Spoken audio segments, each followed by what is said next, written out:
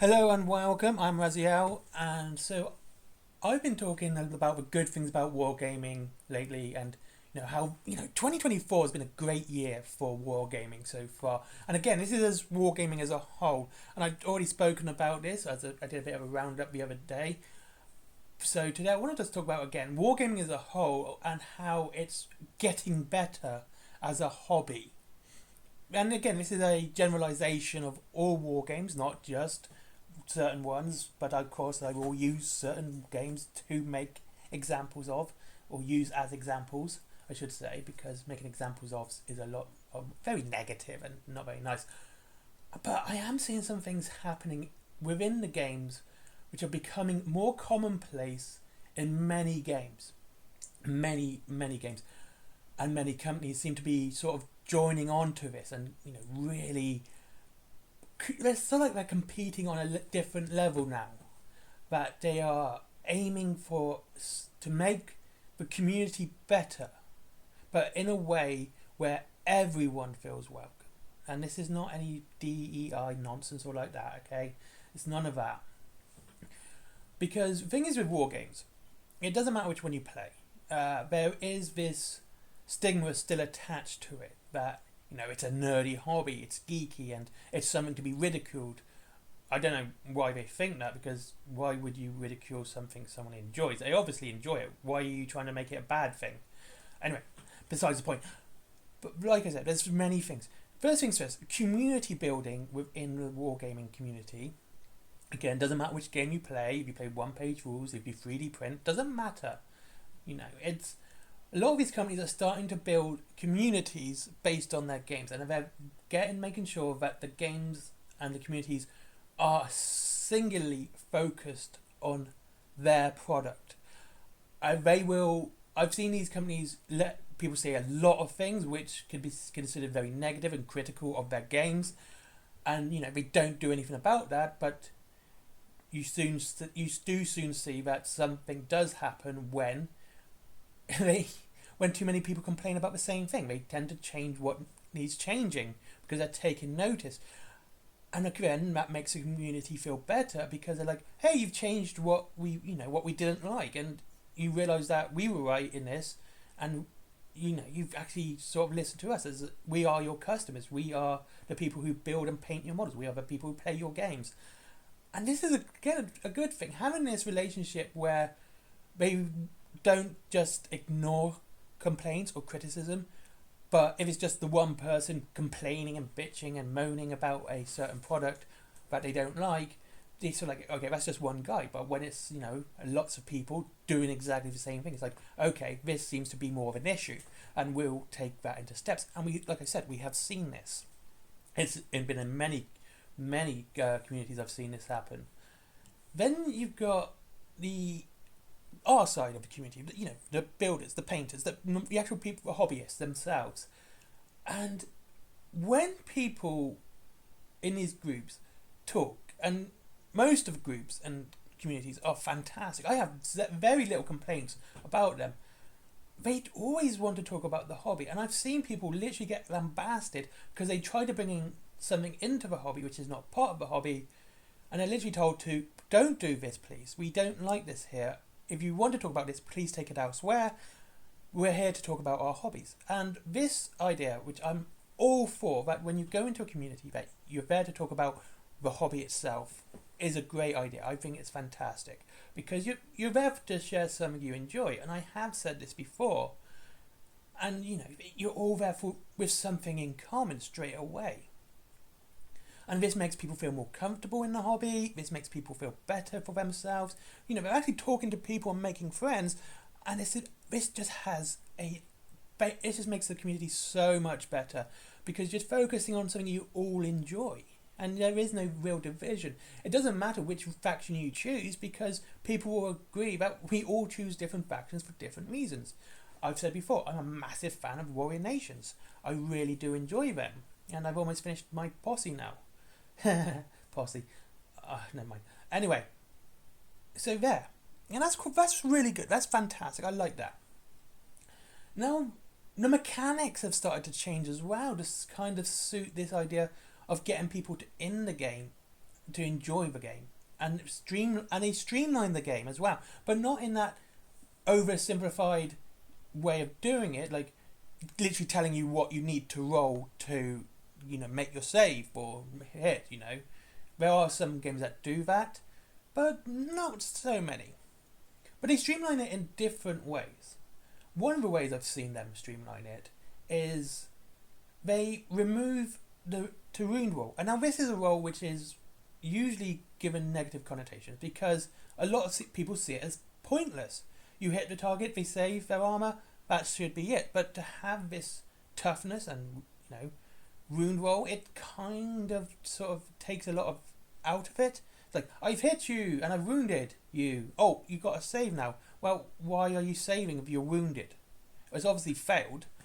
And again, it feels like a pointless roll, and a lot of games are starting to remove that. One Page Rules doesn't have it, Wild West Exodus doesn't have it, and I'm pretty sure Kings of War doesn't have it now either.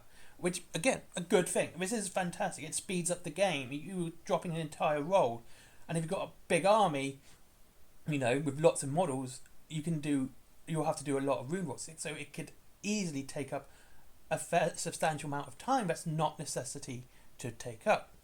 Then the other one I've seen happen a lot lately now in many games, and this is one of my favourite aspects of a lot of games, is the unit by unit activation. This has so many good effects on the game and the hobby as a whole. I'm going to start with simplest. It gets people into the hobby easier. It's easier to get someone into a hobby where you're taking it in turns per unit, because it speeds the game up. And so it's easy to teach someone the rules when they're just focusing on a single unit before they have to, do everything. Like, they don't have to do the whole army, they just have to focus on that one unit and then do what they need to do. And by the time you've done your move, it's theirs again, and you can have that nice conversation about how everything works because you're doing it on every unit at one time. And then when, with this, like I said, it speeds up the game. No one's going to sit there for hours or like 45 minutes waiting for you to finish moving every model in your army. You've just basically had to move one unit to go, and that's it. And again, absolutely great move. I think this is fantastic. And then there's the pricing aspect. Now, wargaming is not a cheap hobby. I'm not even going to pretend it is. It's not too expensive. It's not so overly expensive that, it's unaffordable. But I've started to notice a lot of companies seem to be ignoring Games Workshop prices now. Now, I'm bringing them up basically because it is kind of to the point here. They're ignoring GW's prices, and they seem to be wanting to compete with each other. Like, Games Workshop's so far ahead. It's like, no, we're just not going to compete with them. We're going to let they do their thing while we're going to do ours. And you'll see prices kind of remain the same around everything. You're going to spend around £40 for a box of named characters, or you're going to spend £20 on a unit of standard models. And you're going to see this, and this is almost in every game I've noticed. One Page Rules can be ignored for this because they're a 3D printing one, and so they can drop their prices so much lower. But you are seeing this. This is something I've noticed quite a bit. And this is such a good thing for community. This is great because it's focusing on the customer and what the customer wants, and they can make high grade models knowing they're going to sell, knowing people are going to buy them. And that's it. It's just one of those good things. And I'm starting to notice a degrade in quality the more expensive a game gets. This is absolutely absurd to me. It really is. Because I was looking at Star Wars Legions here. I bet you thought I was talking about Games Workshop. I wasn't. Star Wars Legions models look alright. I'm not going to say they're horrible looking models, but they're not worth the price that you're paying for them. Same with the Fallout models. They're not as good as what the price indicates. If I want to spend that much on a box set, I'm expecting some really high quality stuff here. Like really well sculpted, really well made, not some basic stormtroopers.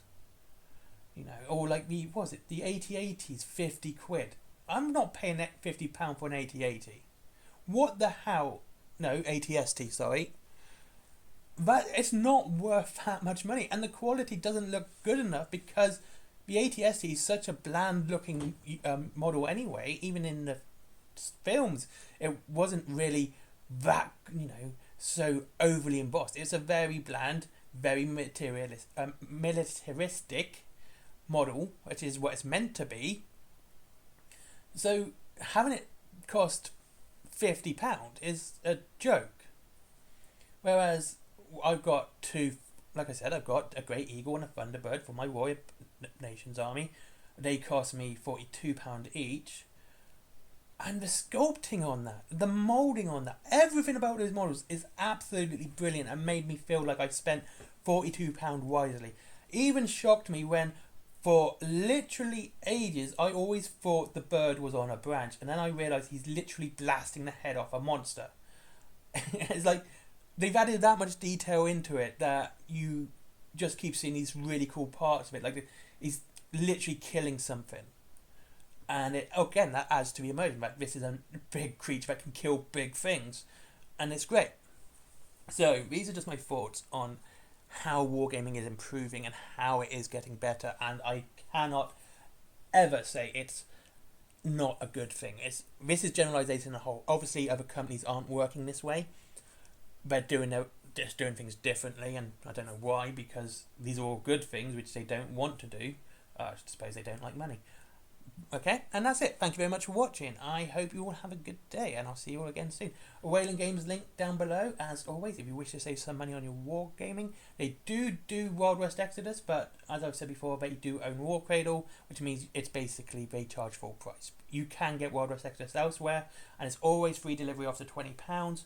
I finally got my posse of a wolf posse as well. Yay! Finally got that for my Warrior Nations, which is great. But I've made it all doggies, and I'm happy with that. And as Forbidden Planet for comics, DVDs, mangas, toys, plushies, all that cool geeky merchandise, t-shirts, all the cool stuff. There is my merchandise, cups, t-shirts, travel mugs, notebooks, stickers, all my own artwork, some digital, some done by hand. There is also my comics. They're both down there below now. Give them a check. And there is Skyforge. Never forget Skyforge. Guy's a good guy. Give him a click. If you like Pokemon cards, definitely you've seen. Finally, Patreon, because business. Bye bye.